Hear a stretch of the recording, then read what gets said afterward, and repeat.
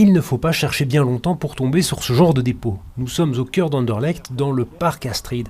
À certains endroits, de vieilles canettes jonchent encore le sol, dernier signe de rassemblement qui se sont prolongés jusqu'aux petites heures du matin. Si on voit le sol, c'est un peu comme sale, quoi. La nuit, il y a pas mal de personnes qui viennent boire. Des déchets et du bruit, pas uniquement dans le parc. Depuis plusieurs mois, les signalements de bagarres et de comportements problématiques sont en hausse. Je ne vais pas vous mentir, ici dans le quartier, il y a beaucoup de gens qui boivent et ça ternit la réputation du quartier. Du genre, il y a des gens qui crient dans les rues, il y a des gens qui cassent les voitures, il y a beaucoup de choses, ça fait beaucoup de choses. La nuit, les gens n'arrivent pas à dormir à cause du bruit. Pour faire face à cette situation, le bourgmestre a signé une ordonnance pour interdire la consommation de boissons alcoolisées dans 3 zones de la commune, le quartier Kuregem, le centre historique et le quartier de la Roue. C'est la police qui nous a sensibilisés à cette problématique-là et qui est venue avec la proposition. Et donc on s'est mis d'accord assez rapidement sur un mode opératoire qui permettra justement de lutter contre ces comportements qui ne sont pas répréhensibles en soi, mais qui génèrent quand même beaucoup de nuisances pour les riverains. Et cette interdiction, c'est 24 heures sur 24.